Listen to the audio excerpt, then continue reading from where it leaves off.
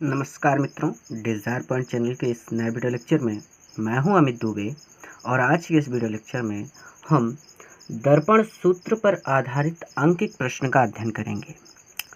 ध्यान से समझिएगा, बहुत ज़्यादा आसान होता है इस तरह के प्रश्नों को हल करना। बस समझ का अंतर होता है और ना समझ में आने की वजह से हमें लगता है कि ये हार्ड है। तो ध्यान से समझिएगा, मेरा प्रॉमिस है कि इस वीडियो के बाद आपको दर्पण सूत्र पर आधारित अंकित प्रश्नों में कोई भी दिक्कत नहीं आएगी। चलिए देखते हैं।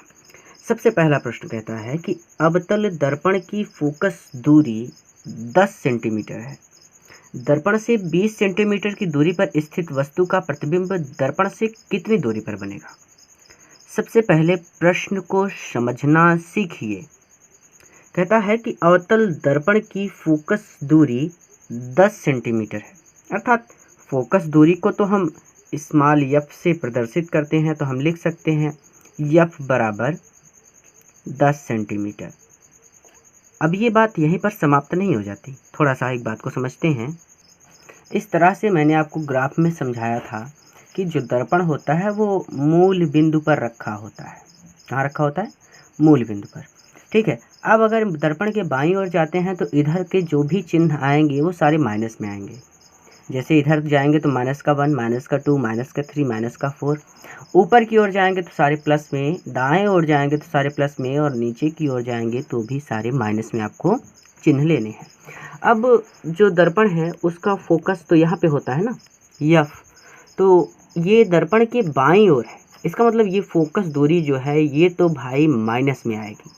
अच्छा, कोई वस्तु हम रखेंगे तो दर्पण के सामने ही तो रखेंगे, दर्पण के सामने कोई वस्तु रखेंगे तो भाई जो दर्पण से वस्तु की दूरी होती है उसे हम u से प्रदर्शित करते हैं, और देख रहे हैं चूंकि हमें बाईं ओर आना है तो u भी माइनस में ही आएगा।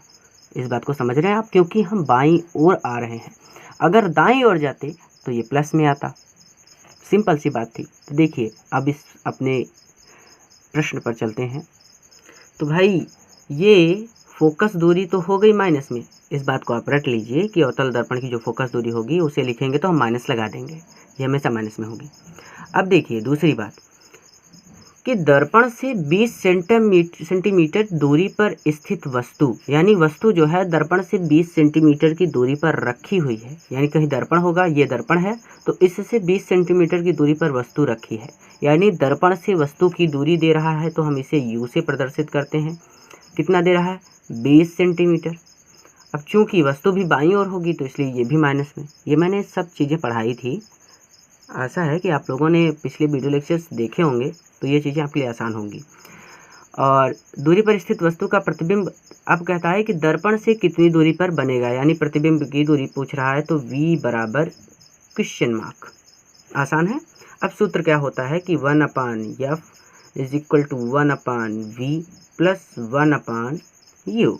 अब भाई सबका मान रखते हैं। 1/f का मान तो माइनस में 10 है, तो 1/f का मान हो जाएगा -10 इज इक्वल टू 1/v का मान नहीं पता, और 1/u इसका मान हमें माइनस में 1/20 मालूम है।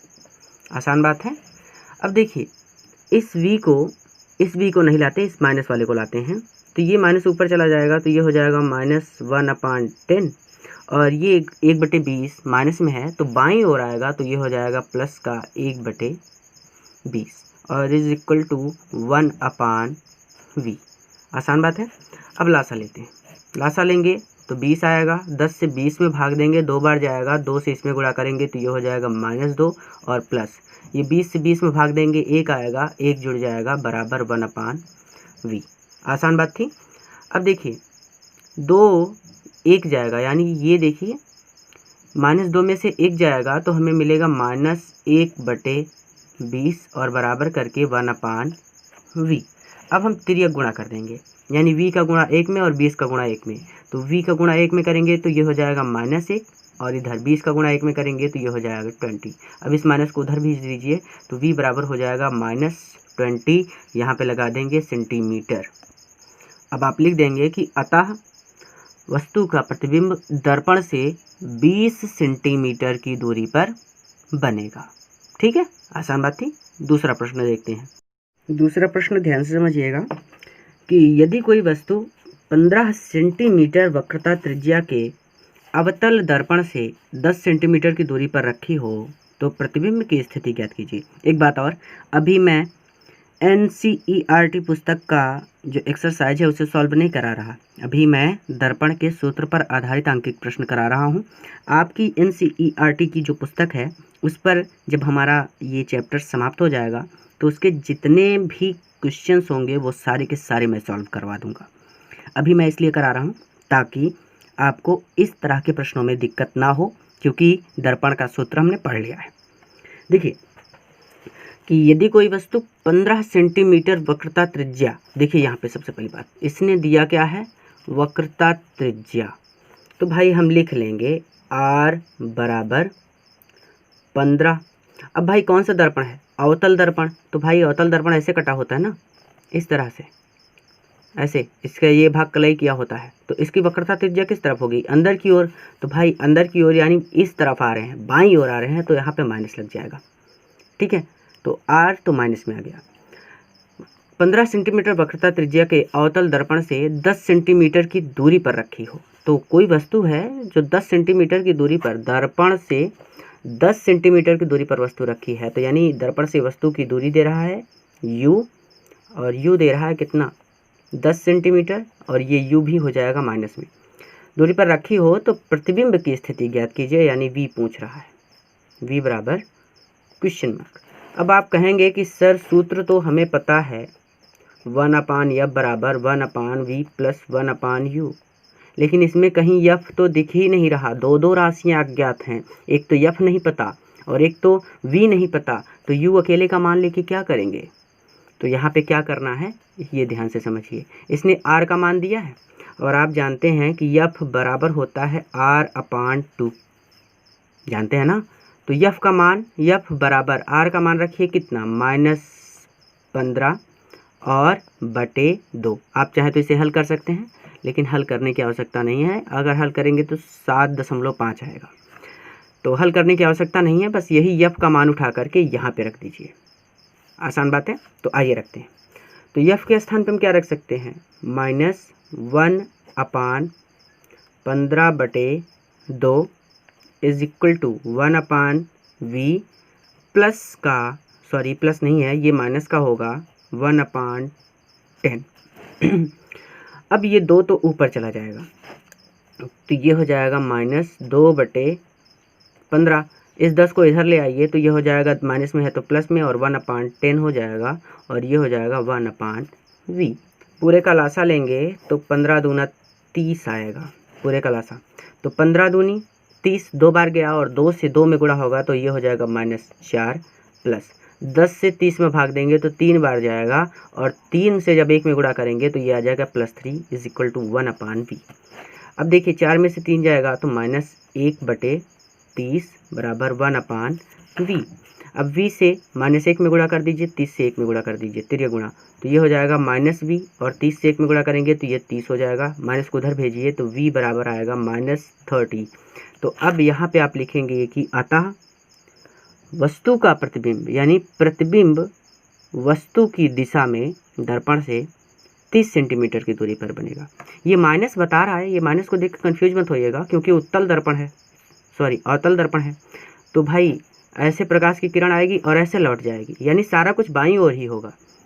ठीक है, दाईं ओर होता तो ये प्लस में आता, ये आप समझेंगे धीरे धीरे, क्वेश्चन करेंगे अपने से तब समझ में आ जाएगा।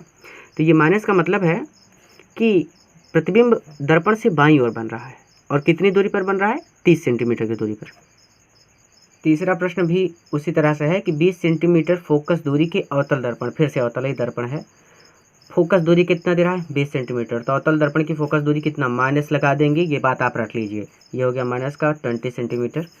के सामने एक वस्तु 30 सेंटीमीटर की दूरी पर स्थित है, यानी U दे रहा है, U बराबर माइनस लग जाएगा 30 सेंटीमीटर, और पूछ रहा है कि प्रतिबिंब की स्थिति ज्ञात कीजिए, यानी प्रतिबिंब कितनी दूरी पर बनेगा, तो V बराबर क्वेश्चन मार्क। ठीक है, सूत्र आप जानते हैं कि 1/F बराबर 1/V प्लस 1/U होता है। इसे खुद से सॉल्व कीजिएगा, इसका मैं आपको आंसर बता दे रहा हूँ। V का मान आएगा -60 सेंटीमीटर। जब तक -16 आ जाए सॉल्व कीजिएगा, और जहाँ तक मुझे लगता है आप इसे सॉल्व कर लेंगे। तो पेन और पेपर उठाइए, सॉल्व कीजिए, वीडियो को पॉज कीजिए, फिर आगे आइएगा जब इसे सॉल्व कर लीजिएगा। अगला प्रश्न कहता है कि एक उत्तल दर्पण की फोकस दूरी 15 सेंटीमीटर है। अब तक अवतल समझा था, अब उत्तल समझ रहे हैं कि उत्तल दर्पण की फोकस दूरी 15 सेंटीमीटर है। तो सबसे पहले इसको लिख लेते हैं। फोकस दूरी एफ दे रहा है, कितना दे रहा है? 15 सेंटीमीटर। चूँकि उत्तल दर्पण है तो उत्तल दर्पण की फोकस दूरी सदैव धनात्मक होती है, ठीक है। और एक वस्तु इसके मुख्य अक्ष के ध्रुव से 30 सेंटीमीटर की दूरी पर रखी है। अब भाई कोई भी वस्तु होगी वो दर्पण के सामने रखी जाएगी ना, सामने रखी जाएगी, इसका मतलब बाईं ओर रखी जाएगी। तो इसका मतलब u है, u तो भाई माइनस में कितना होगा? 30। अब कहता है कि वस्तु की स्थिति ज्ञात कीजिए, सॉरी यहाँ पे होना चाहिए वस्तु के प्रतिबिंब, क्योंकि वस्तु तो हमने ऊपर ही लिख दिया ना कि एक वस्तु इसके मुख्य अक्ष पर ध्रुव से 30 सेंटीमीटर की दूरी पर रखी है।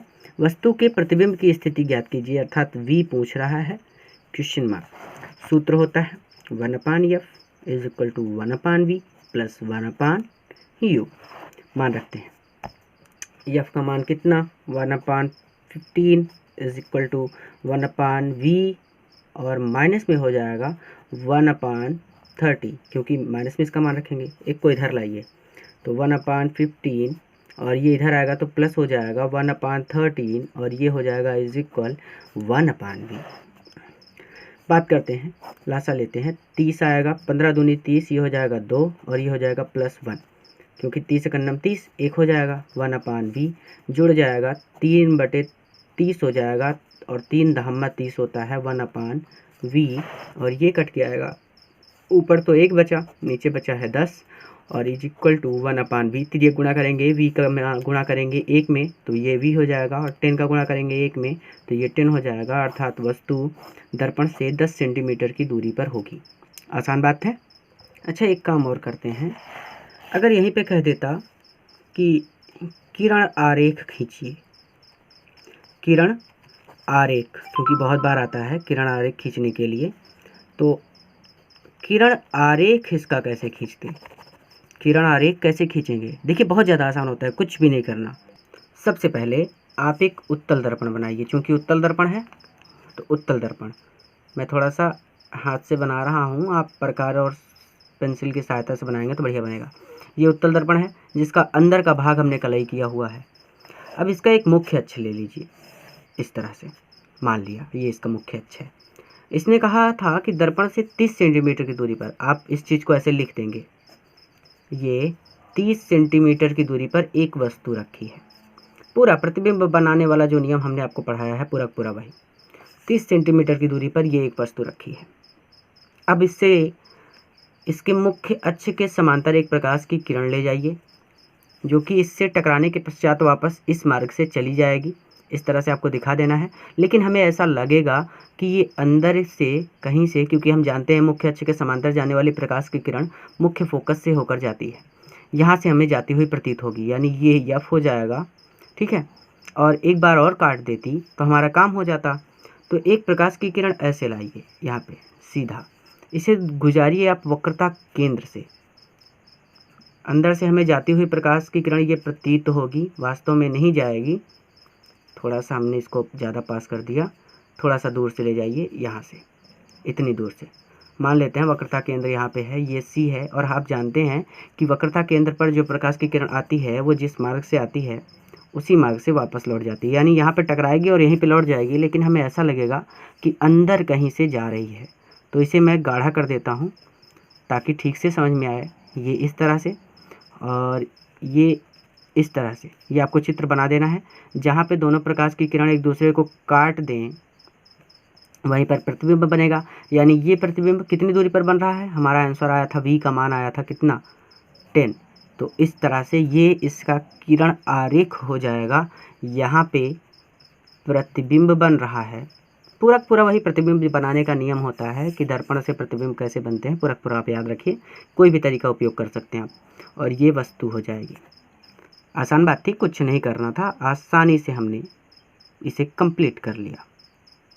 और हाँ, एक चीज़ और कि ये दर्पण का पोल ये होगा, तो अगर पोल से ये पोल है और ये फोकस तो यहाँ पे है ना, क्योंकि वस्तु तो फोकस से पहले ही बन गई, तो फोकस यहाँ पे है। ये इसकी फोकस दूरी होगी और फोकस दूरी का मान हमें दिया गया है 15 सेंटीमीटर। तो आप चाहें तो इसे भी लिख सकते हैं कि वस्तु की दूरी है 30 सेंटीमीटर, प्रतिबिंब की दूरी है 10 सेंटीमीटर और इसकी फोकस दूरी है 15 सेंटीमीटर। आप इसे थोड़ा साफ से बना लीजिएगा अच्छे से, और एक बार खुद से एक्सरसाइज कर लीजिएगा। चाहे आप जिस तरह से बनाएं, पूरा पूरा यही बनना है। तो बस आज की वीडियो में इतना ही। एक और क्वेश्चन आपके लिए दे देता हूं मैं। ये देखिए कि एक उत्तल दर्पण की फोकस दूरी 10 सेंटीमीटर है। बस यही जो सेम क्वेश्चन अभी भी सॉल्व कराया वही है। वहाँ पे आपको दिया था 15 सेंटीमीटर, यहाँ पे हमने 10 सेंटीमीटर कर दिया। और एक वस्तु इसके मुख्य अक्ष पर ध्रुव से 15 सेंटीमीटर की दूरी पर है, यानी ये यू है और ये एफ है। और वस्तु के प्रतिबिंब की स्थिति ज्ञात कीजिए, वी पूछ रहा है। एक काम और कर लीजिएगा, किरण आरेख भी खींच लीजिएगा खुद से, ठीक है। तो बस आज की इस वीडियो में इतना ही। पूरा वीडियो देखने के लिए आपका बहुत बहुत धन्यवाद।